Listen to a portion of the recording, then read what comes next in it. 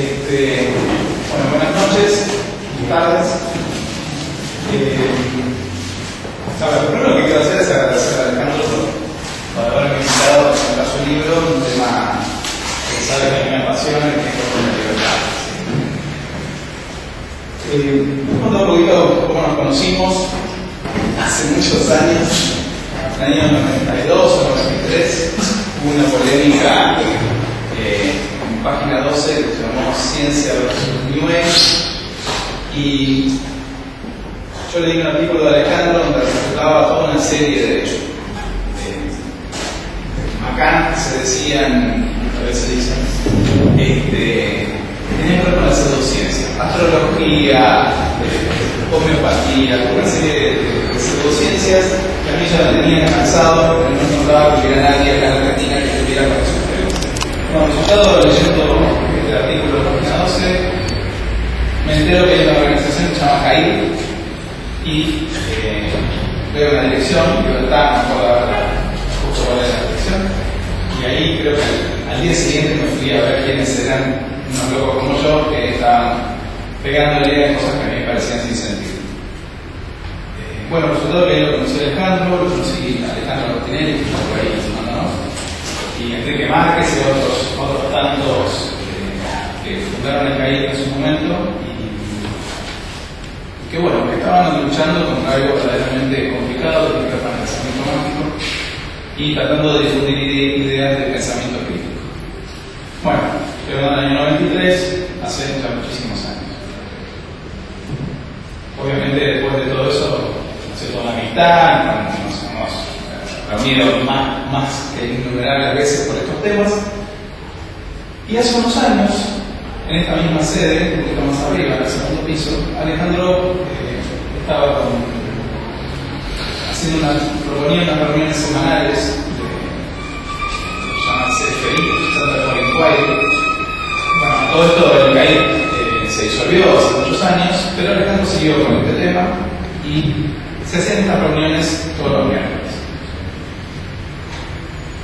A mí en lo personal, en esa etapa me había empezado a molestar sobre todo los temas de economía, ¿sí? De un economista decía una cosa, el otro economista decía otra cosa, y el otro economista decía otra cosa, y uno decía, ¿cómo puede ser?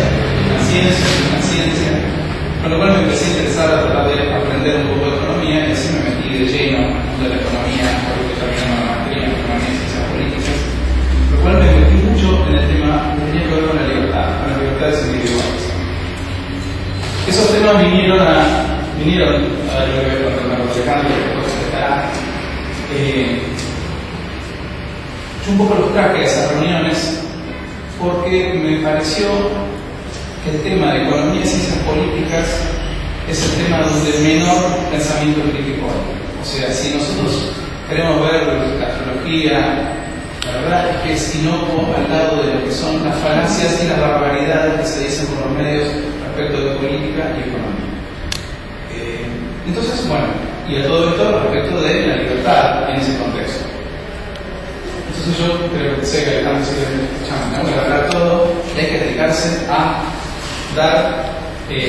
empezar a pensar en el tema de cómo difundimos un pensamiento crítico en este terreno, porque este terreno es el que va a tener mercado, porque vamos a estar ávidos de esto, porque va a haber problemas con lo que se está diciendo. Mi pregunta Alejandro es hasta dónde eso tuvo algo que ver con el hecho de que se metiera, porque la verdad que yo me sorprendí, porque me contó que leí el libro que tiene que ver con la libertad.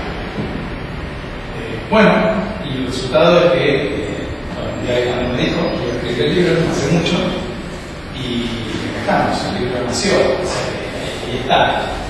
Y yo lo que voy a hacer es contarles un poco de qué trata el libro. No sé cuántos habrán leído el libro.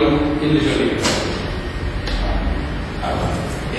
Para los que no lo leyeron, yo además voy a hacer algún comentario mío personal de algunas cosas que puede salir totalmente, algunas donde tengo algunas referencias, sobre todo no tanto con Alejandro, sino con algunos autores que cita, porque como me dijo Alejandro, el libro es un pensamiento preliminar, o sea que como algo que está un poco en ebullición en su cabeza, y bueno, esta es una posición de del momento.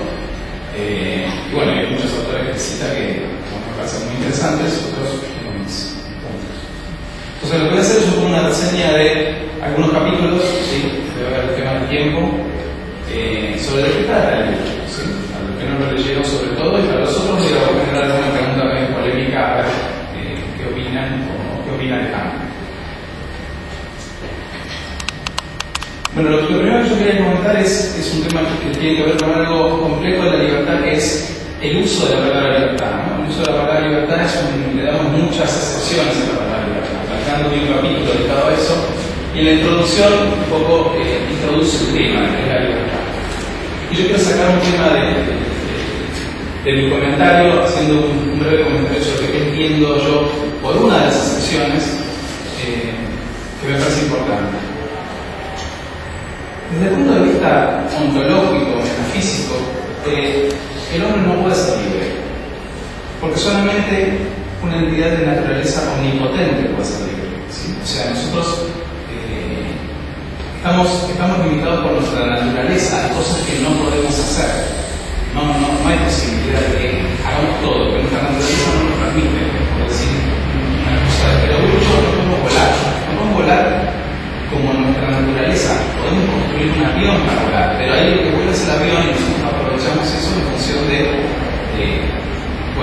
poder utilizar a la naturaleza en nuestro favor, si es que nosotros tenemos como fin volar. O sea que lo que nuestra naturaleza nos impide, nosotros no podemos hacerlo directamente. O sea que estrictamente ningún ser que no sea omnipotente puede ser libre desde el punto de vista de su naturaleza de ser. ¿Esto por qué lo digo? Porque hay muchas veces que se plantea el hecho de la no libertad como la imposibilidad de hacer algo, ¿sí? Y la imposibilidad de hacer algo no define la libertad. La libertad, vamos a ver, y Alejandro lo desarrolla en el punto 1 del 1, vamos a ver que hay determinadas cosas que definen la libertad en otro contexto. A mí me parece que ese punto es importante para sacar algún problema del tema de la libertad.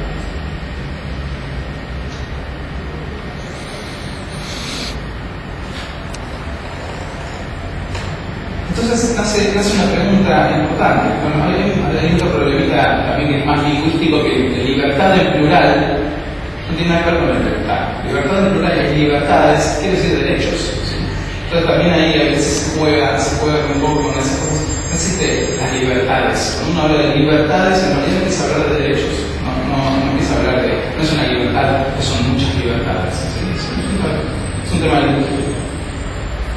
Y acá empiezan algunas preguntas. ¿Necesitamos ser libres? ¿Podemos ser libres? Hay algunas cosas en las cuales no podríamos ser libres. ¿Queremos ser libres? Y la pregunta del libro, ¿nos atrevemos a hacerlo? Si es que todo eso es válido, si podemos, si queremos y si necesitamos ser libres. Alejandro plantea en una parte del libro que hay otros valores además de la libertad, como el amor, la amistad, la justicia, la tolerancia. Y yo me planteo, ¿se puede ser tolerante sin ser libre? ¿Qué es ser tolerante? Tolerante no es justamente no deriva de la acción de opinión libre que los otros tienen sobre lo que yo hago. ¿Es la tolerancia de los otros hacia mí o el amor? ¿Se puede pensar en el amor de elecciones no libres? O sea, si uno se pone a pensar en los valores que uno puede tener, además de la libertad, van a ver que la precondición de la libertad, si no hay libertad, si ninguno de los valores que nosotros valoramos tiene sentido, tiene razón de ser. Bien. Modo de introducción, ¿sí? ¿Qué es la libertad? Plantea Alejandro. Entonces, das una definición en el libro de diccionario, pone libertad. Poder de obrar o no obrar, de elegir, una acepción. Estado opuesto a la esclavitud o al cautiverio. La primera acepción para mí está hablando más de capacidad que de libertad, ¿sí? Pero obviamente nosotros en lo cotidiano hablamos de libertad, es decir, no tuve la libertad de hacer tal cosa, no tuve la capacidad de hacerlo, pero usamos la palabra libertad. Yo me voy a centrar después más en la parte que tiene que ver con la esclavitud, ¿sí? El cautiverio. Y acá surge el primer tema que es es importante y que uno, si no estudia Derecho, o si no se mete en el tema de la libertad, ni siquiera sabe que existe, que tiene que ver con la libertad positiva y la libertad negativa.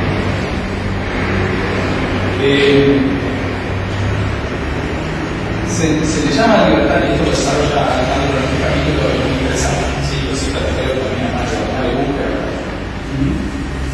La libertad positiva es justamente la libertad de poder tener los medios para hacer algo, o sea, poder tener la capacidad de hacer algo. Y la libertad negativa es la libertad en realidad que uno tiene en el sentido que no hay nadie que a uno le impida hacer algo, ¿sí? El nombre negativo tiene una mala prensa, porque pareciera que es una mala libertad la negativa, cuando sería todo lo contrario, porque en realidad lo que uno está planteando es negativa en el sentido de que nadie a uno le impida el hecho de poder actuar, en el sentido que sea. Entonces uno es libre y nadie le impide el hecho de actuar. Acá yo voy a tener una pregunta que ya le hice al Alejandro una vez, todavía no la respondo todo, que es lo de las penas que justamente porque en la cita que hace de Mario Bunge plantea que existen estas dos libertades y plantea que las dos tienen algo positivo y algo negativo. Y yo, por supuesto, que Mario, ¿en qué puede ser negativa en qué puede ser mala la libertad negativa? Es un tema que para mí desde el punto de vista político es importantísimo, ¿sí? O sea, yo no veo una situación en donde el hecho de que nadie pueda impedirme hacer lo que yo quiero hacer sea malo. Y acá nace un punto importante, que hoy se estuvo hablando por acá, que tiene que ver con el principio de no agresión, ¿sí? Todo esto es en el contexto donde todos pensamos lo mismo. O sea que si nadie puede impedir a otro el hecho de hacer algo que atente contra los deseos del otro, no habría principio de inicio de agresión, o sea, lo que se llama el inicio de agresión contra otro, que es otra de las premisas políticas importantes desde el punto de vista político y social, es el hecho de que uno no puede hacer inicio del uso de la fuerza. El uso de la fuerza sería válido en un estado nada más que defensivo, pero nunca de ataque. Entonces, la libertad negativa un poco lo que viene a hablar es de eso, del principio de no agresión, o sea, que nadie puede ser coaccionado para no hacer algo. Y eso se generaliza también habiendo el principio de no agresión. Esa es la razón.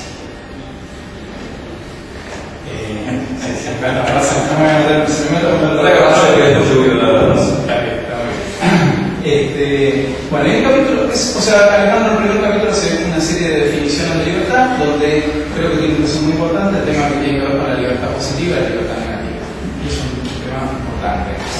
Libertad positiva daría la idea de que si alguien tiene que ser libre de forma positiva, aquel que no tiene los medios para desarrollarlo, pongamos un caso concreto, no me acuerdo cuál es el ejemplo que pone Alejandro, pero si uno no tuviera los medios para educarse, por ejemplo, la libertad positiva dice alguien le tiene que dar los medios, ¿sí?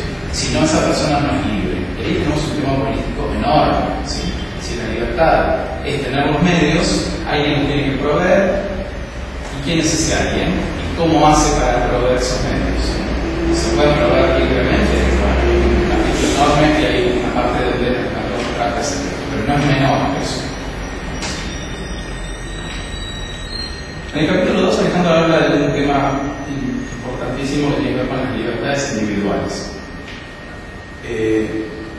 Y arranca con un tema hoy bastante cuestionado, que es plantea al individuo como el pilar de los derechos, ¿sí? Hoy tenemos más en los medios a la sociedad como el pilar de los derechos, no al individuo. Y tenemos como una contradicción, porque a la vez la gente habla que hay determinados grupos que tienen derechos como grupo, pero a la vez el respeto a las minorías. O sea, son como dos cosas que están en boga. El respeto a las minorías, pero los derechos de los grupos o de determinados grupos. Pero hay una cosa interesante, que la menor minoría es el individuo. Si hay respeto a las minorías, uno termina en el individuo, porque la menor minoría justamente es el individuo. O sea, que no fundamentarse en el individuo como pilar de los derechos, derrumba el andamiaje, en realidad, que tiene que ver con la reciprocidad de las cosas. ¿Sí? Esto está planteado para mí muy interesante y muy bien en el libro. Hay una clave, la voy a citar exactamente, que dice: ¿querés una sociedad mejor? El escrito textual del libro dice: entonces tomar como piedra fundamental al individuo, es decir, a tu propia persona. Y acá Alejandro hace una distinción. Dice que para que no le salten a la yugular, textual en el libro,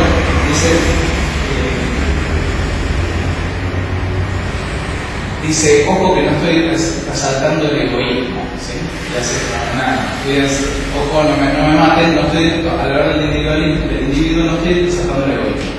Y bueno, a mí me encantaría debatir ese tema largo con Alejandro, porque yo sí querría resaltar el egoísmo, pero bueno, no nos va a dar, hay un capítulo entero dedicado para eso, pero no lo vamos a poder ver seguramente. Otro tema que toca dentro de las libertades individuales es el tema de la libertad de pensamiento. Yo voy a hablar de libertad de pensamiento y de expresión como un conjunto. Yo ahí tengo un debate con Alejandro, que yo entiendo que la libertad de pensamiento no es posible coaccionarla, no es posible evitarla, ¿sí? Porque incluso en alguna parte del libro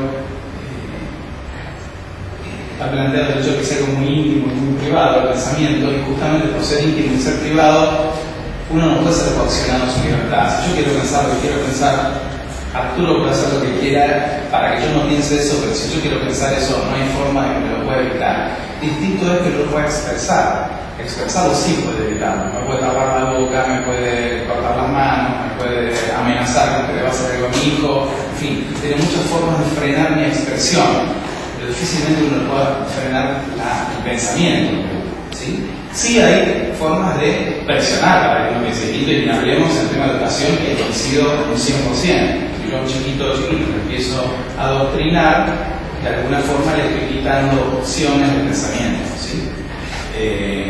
Y eso está planteado taxativamente en el libro como el problema que es eso, ¿sí? Y está planteado también lo que significa la educación tal como la vivimos hoy respecto de esto.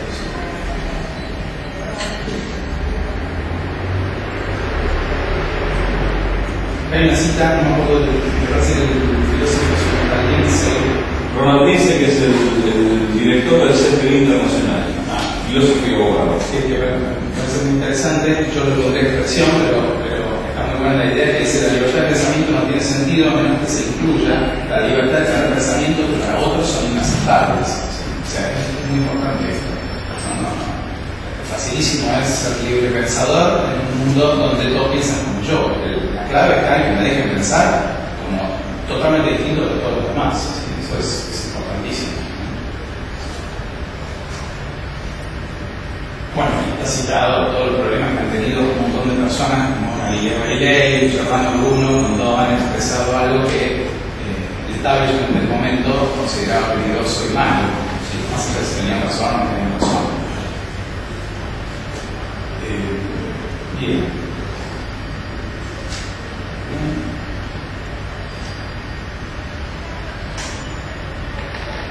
Alejandro, en el libro, yo quiero decir algo que a mí me impactó cuando lo leí, que es la valentía con la cual escribió algunas cosas. Yo no sé si él era consciente de cómo no sé, ya no le voy a contar, qué pasó con amigos y con gente conocida, y en los debates que debe surgir del libro, por algunas cosas que pones acá, ¿no? Como por ejemplo cuando cuestiona el hecho de sentir curiosidad por saber por qué algo es de una determinada manera y no de otra. Y se hace algunas preguntas, Alejandro, para ejemplificar esto, ¿no? Dice: ¿por qué tengo que subsidiar con mi dinero una institución religiosa? ¿Por qué debo subsidiar, mencionando solo un caso de varios, a cualquier organización cuyos objetivos son contrarios a mi pensamiento? ¿Sí? O son contrarios a estoy de acuerdo, con lo cual no estoy de acuerdo. ¿Quién dicta lo que está bien y lo que está mal? ¿Y en qué se basa para hacerlo? ¿Por qué no tengo derecho a elegir cómo y cuándo morir? Hoy tenemos ya toda una discusión en el primer piso sobre la muerte digna.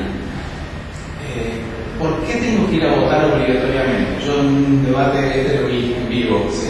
La gente que cuestiona, no va a votar obligatoriamente, es una obligación. ¿No? ¿Por qué el dueño de un local no se le permite que él, que es el dueño, decida si sus clientes pueden o no fumar en su bar o restaurante? Esto está hoy todos los días, o sea, nadie lo cuestiona, me parece totalmente natural. Bueno, y la lista es muy grande, puede saltar acá una parte, o sea, no va a ser tardísimo, pero la lista de ejemplos puede ser interminable. ¿Sí?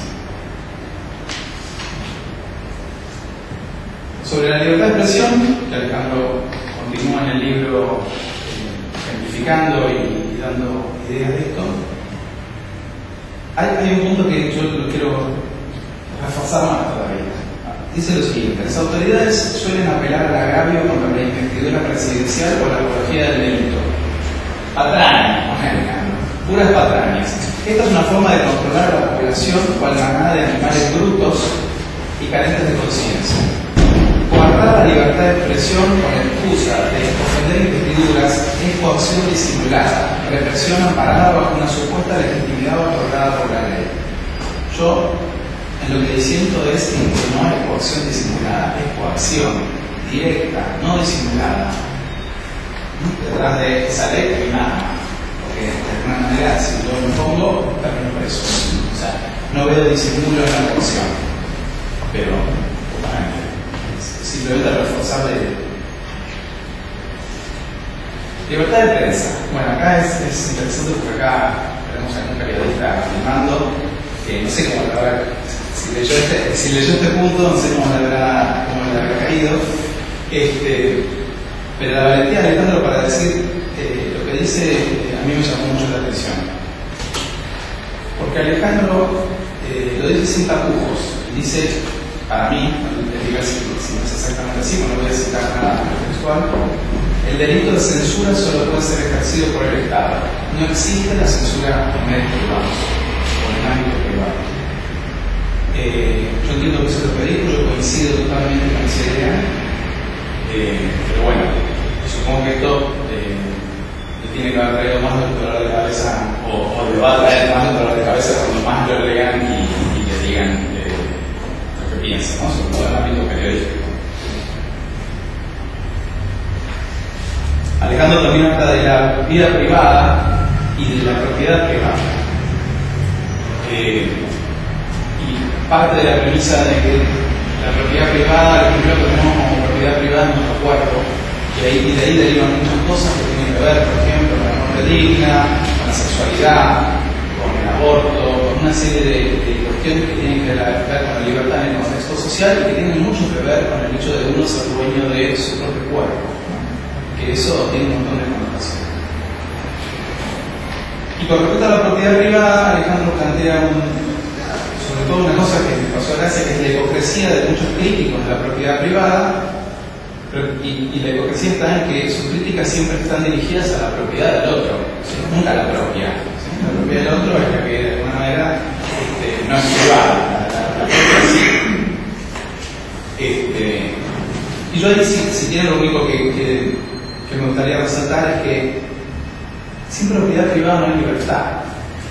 Y ese es un punto que para mí es importante, porque ¿qué es la libertad si no es el que uno al actuar libremente puede hacerlo utilizando libremente los medios para poder lograr fines?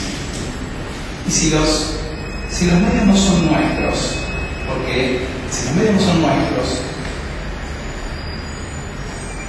no seríamos libres de usarlos, porque necesitaríamos el permiso de los otros dueños de esos medios.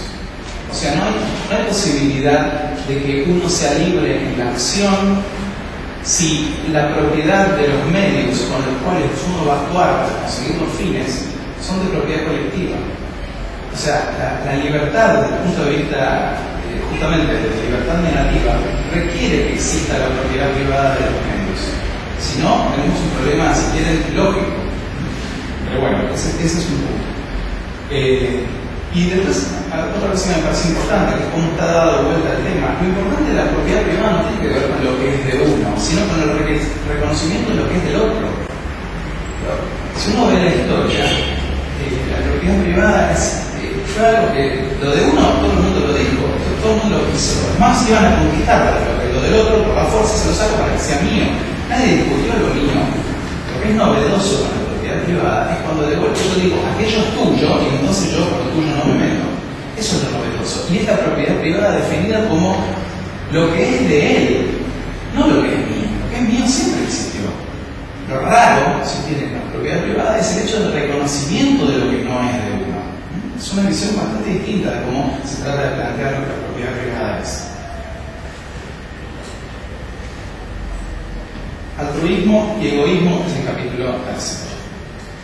Bueno, acá el tema es interesantísimo. Yo le propongo a Alejandro que el tercer libro de la serie de las preguntas, ¿sí? Se llame ¿y si el altruismo estuviera mal?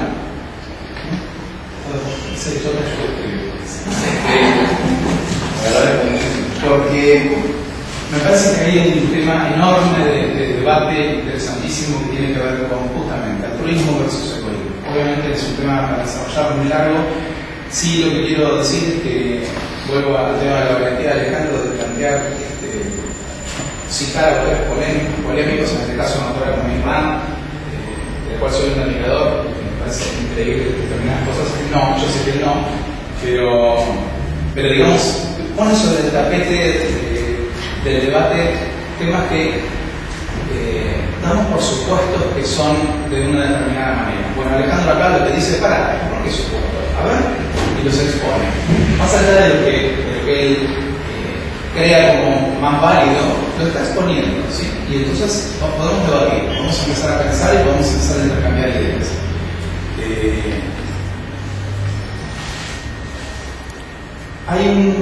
Bueno, yo invito a que lean este capítulo porque este capítulo genera polémica seguro y a mí me parece que es muy interesante esa polémica.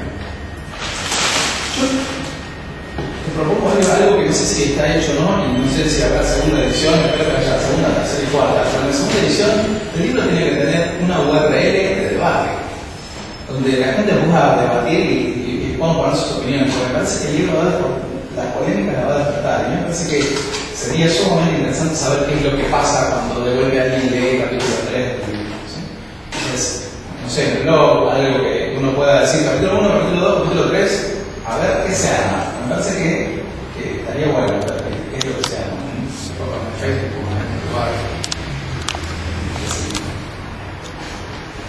Capítulo 4 es el capítulo donde Alejandro está en su salsa, nada, como pez en el agua, porque es superchería, religión y sustitución de la libertad. Es el vínculo entre lo que ha venido escribiendo, hablando, etcétera, desde que yo lo conozco, y lo que había pensado antes, y vincularlo con la libertad. Buenísimo, interesantísimo y nada para comentar, ¿sí? Más que leer. El capítulo 5, si no me equivoco, que es el penúltimo, es la bomba atómica del libro, porque es control institucional y la libertad. Acá hay todo un texto que sería para leerlo, no vamos a tener tiempo, pero es un planteo de lo que es la coacción del Estado al individuo y lo que eso significa. Más, plantea la coacción del Estado con su parafernalia de impuestos es un atentado contra la libertad porque restringe los grados de libertad del individuo. Aumenta un impuesto, se crea uno nuevo y la tenés que bajar sin chistar como una ovejita de rebaño. Se vas a chistar, enseguida viene la amenaza que si no pagás estás cometiendo un delito y tendrás que atender todas las consecuencias. ¿Dónde viste la coacción más perversa y racional? Esto es textual del libro, ¿sí? Bueno, en la Argentina de hoy decir esto no es algo que lo esté diciendo cualquiera, ¿sí? Me parece, insisto, de una valentía llamativa. Y también propongo que te va a traer bastante polémicas en lo que existe más, lo que decís sobre progresistas, liberales, libertarios, choca contra lo que es políticamente correcto, ¿sí? O sea, está gestionando el Estado, la intervención estatal en general. Bueno, nada, me parece imperdible este capítulo. Tengo algunos temas de orden técnico, sobre todo temas económicos, con lo que dice el libro, pero la realidad es que con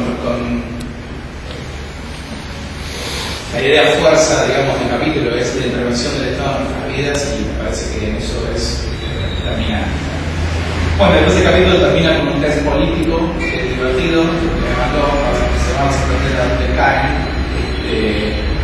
y pone algunos serie de ejemplos de restricciones a la libertad, donde está el tema de fumar en público, el poder público, la prohibición, o sea, la obligatoriedad del uso de cinturón de seguridad, bueno, por lo cual toda una argumentación de por qué esas cosas en realidad son una coacción a nuestra libertad, que en realidad hay una violación de derechos.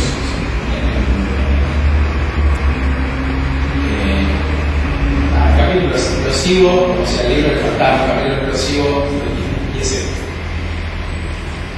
El último capítulo, que se llama Atreverse a ser libre, con este capítulo le confluyen todas sus ideas y lo que plantea es lo que nosotros mismos podemos hacer para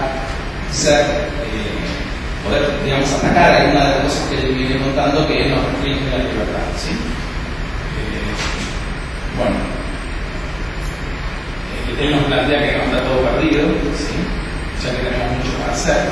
Es un bálsamo después del capítulo anterior. Para mí este capítulo es como el capítulo anterior uno plantea cuando estamos en el horno, si uno ve lo que está viviendo y lo que está diciendo Alejandro, con el capítulo de hay algo para hacer. Así que nada, lo que yo les digo con esto y concluyo, lo que necesitamos entonces es comprar el libro, leerlo y poner en práctica los objetivos. Eso sí es fácil. No está mal, sí, la parte comprando. Bueno, nada, eso es lo que tenía para decir. Gracias, Alejandro, por invitarme y por favor, vos.